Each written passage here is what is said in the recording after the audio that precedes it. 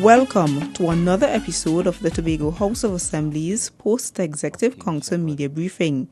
This week, the Honourable Chief Secretary Orville London addresses the media. I want to start on a somber note and to pay tribute to two Tobagonians outstanding Tobagonians who passed away recently and going to be buried within the next week or so.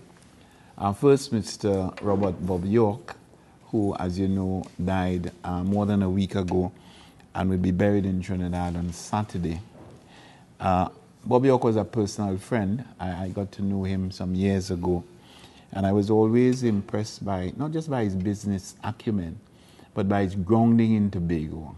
He always indicated that a lot of what he did because, or he was able to do because of his Tobago upbringing and his Tobago principles. And he always felt that he had to give back to Tobago. Of course, with the Jazz Festival coming off in a couple weeks' time, we're going to remember him for Jazz on the Beach. But he, as you know, was the owner of the iconic Mount Irving Bay Hotel, and I know that his memory will live on, and he will continue to be an exemplar to many aspiring Tobagoans, whether as entrepreneurs or just as patriots. And then we have the sudden departure or the sudden passing of King Shepherd Carlton Callender, a man whose courage, whose charisma, whose vision was admired by all. Many of us do not know that King Shepherd Callender was on dialysis for 17, 18 years. And despite this setback, he was able to continue working, continue contributing, left Tobago, went to the United States, and totally transformed certain aspects of the Baptist religion and the Baptist Church in the United States, and really was instrumental in the formation of what could be considered an international organization. He died just a few days before Shouter Baptist Liberation Day.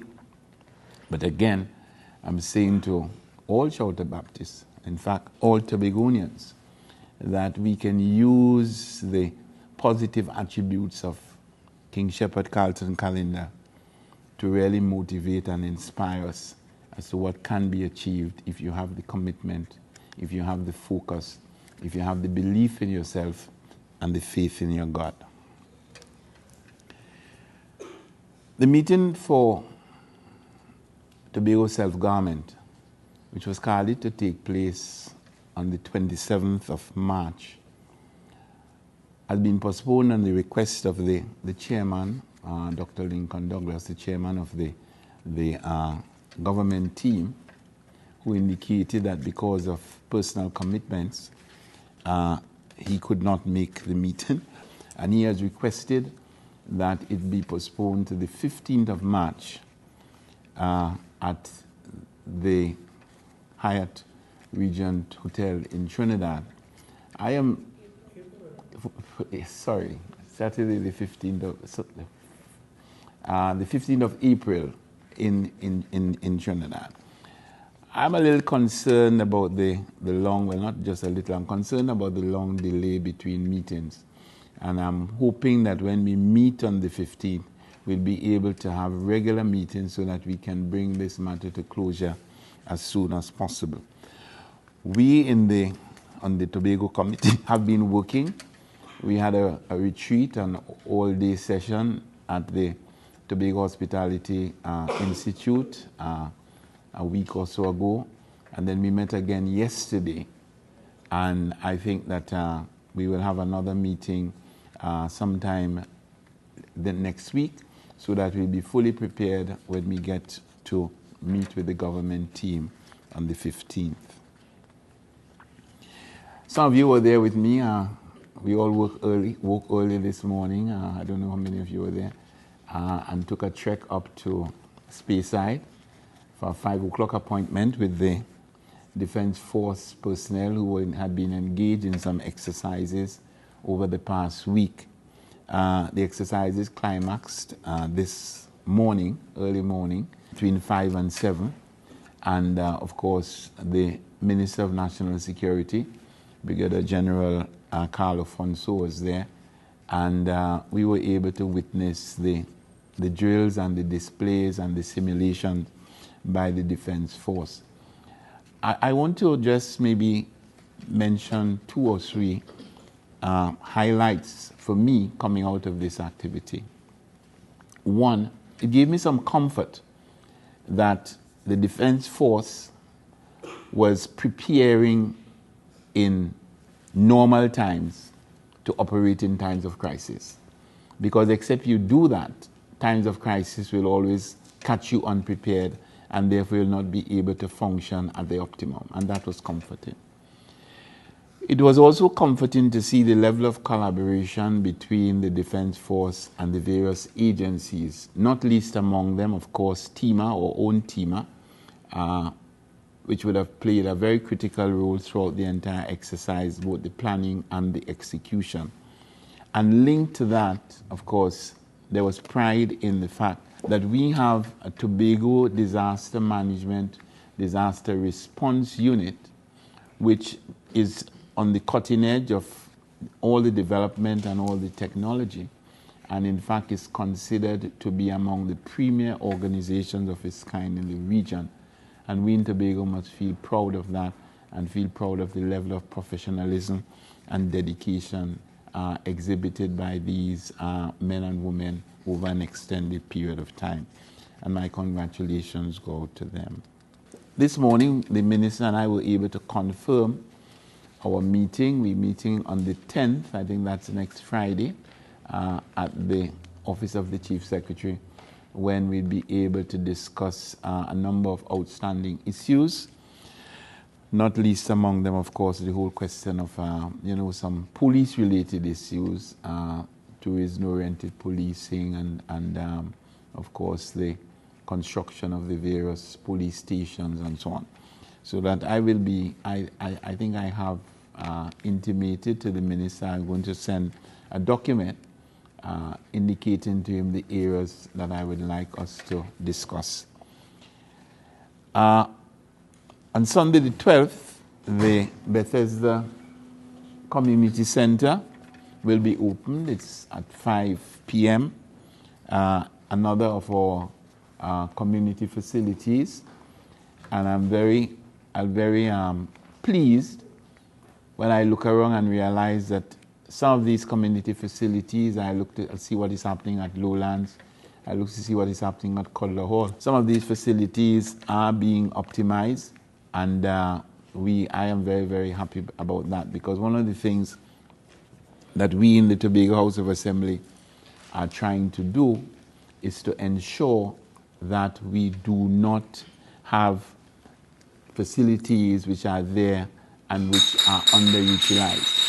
The Assembly cannot do it alone, and we need, of course, the collaboration of the people, the various communities and the various organizations, the NGOs and the CBOs.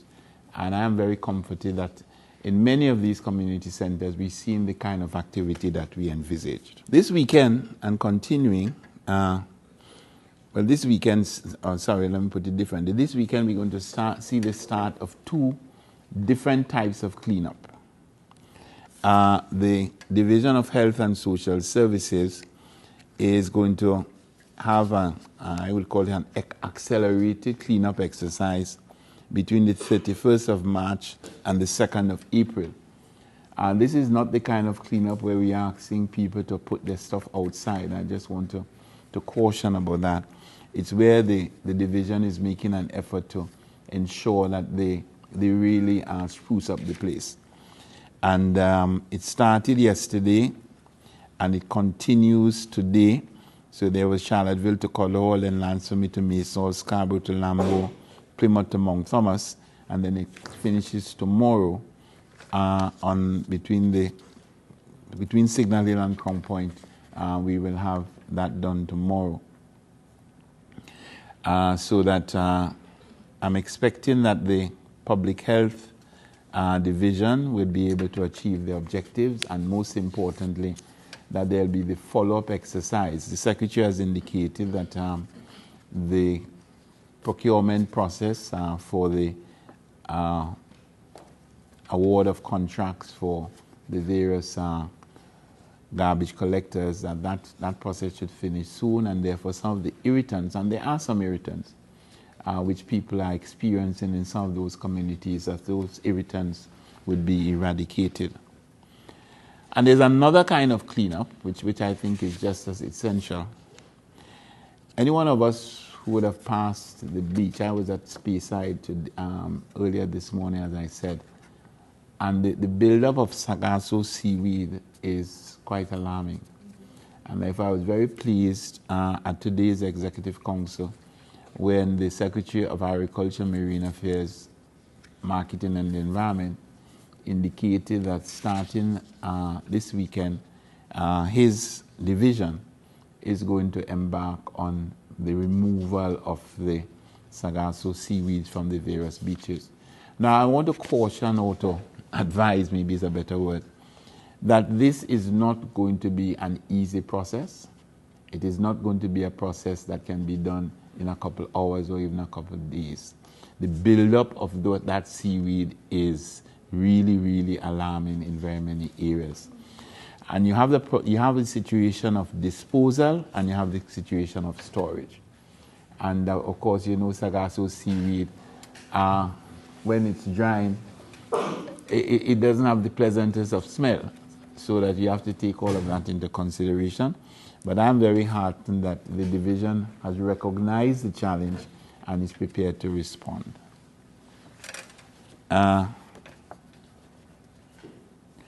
And just two other issues. The Secretary of Health and Social Service has also asked me to remind us that we have World Health Day being celebrated, and the theme is food safety from the farm to the plate. And of course, I'm hoping that would really allow us to recognize the importance of food safety, and not only food safety, but the importance of the right foods to proper health. I sometimes, you know, get a little alarmed, even at myself, when recognizing the kind of choices that we have in Tobago, the kind of choices that we do make where food is concerned. And I think all of us have got to become a little bit more sensitive to this. I want to wish the CARIFTA athletes, the Tobago athletes especially, and the national athletes the best. We have 16 representatives and 5 Tobago officials in the contingent. And I think we continue to do well in athletics. This is the Easter weekend. Lots of activities, lots of people, lots of visitors. And I just want to say 2 things about that. We have to signal that we are a hospitable people, and we have to signal that we're willing to share our facilities and our environment and our ambience with our visitors. But we also have a responsibility to ourselves to be vigilant and to ensure that we protect ourselves, whether it is driving on the road, whether it is, you know, where we go and when we go, whether it is in how we protect our houses, etc. All of these, we have to be sensible. So I'm saying be hospitable, but be sensible. That is what I would like to say. And I just want to bring a message from the Secretary of Education, Youth Affairs and Sport. I can only give you the information that he gave me when I inquired with respect to, I think it was a front page on one of the daily newspapers. What he has indicated to me is that the video to which the article referred was first posted in 2011, then reposted in 2013, and then reposted again in 2015. He has indicated that his officers have made the necessary investigations, and they have indicated to him that none of these students is at school as we speak, neither the female nor the 2 males in question. So I just thought that, you know, I would like to, on his behalf, he asked me to clear the air because, you know, sometimes these things, if all the facts are not known, then perception, you know, is strengthened and rumors become rife and so on, and the institution, which I will not name for obvious reasons, is besmirched unnecessarily. It was firstly seen in 2011. Was any investigation launched in any way to figure out the students involved? Well, I think Mr. Cadet and his people have all the information. Based on what he's telling me, investigations were launched and things happen. But because I'm not accurate with all the facts, I don't think it would be fair to the institution nor the division to really comment in any greater detail.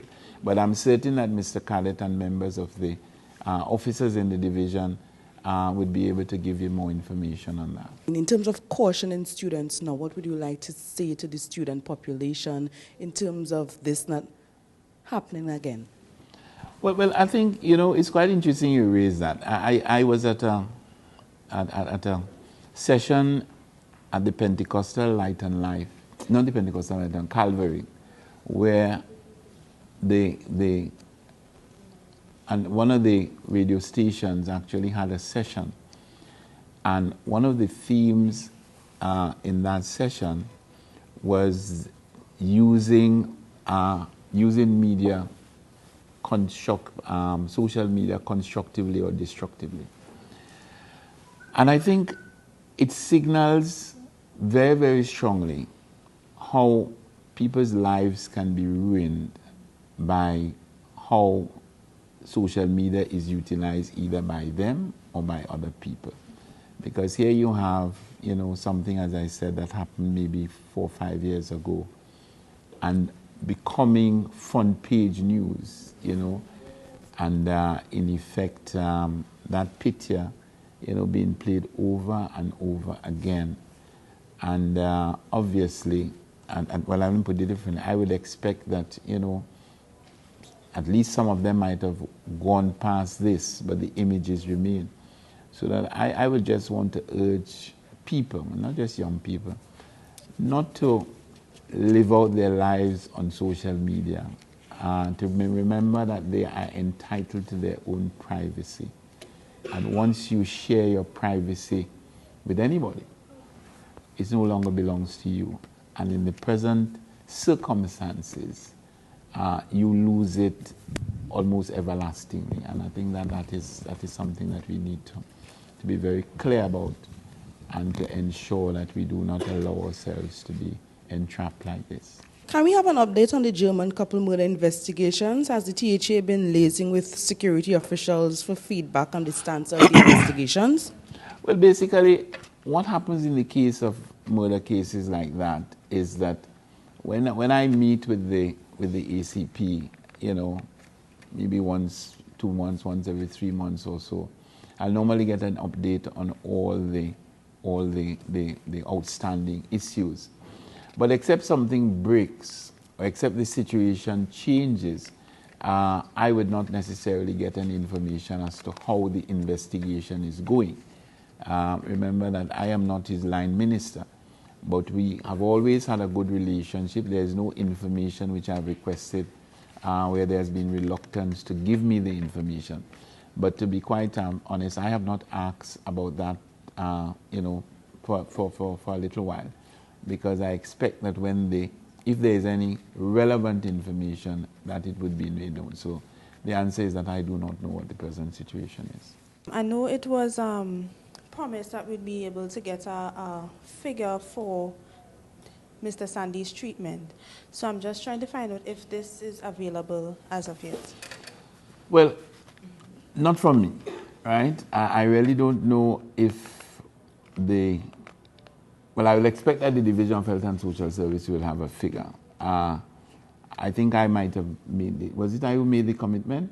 Yeah. So I have to apologize for not getting it from the Secretary, but I will ask her to make it available. Thank you for staying with us for the Tobago House of Assembly's Post-Executive Council Media Briefing for the week ending April 4th, 2015.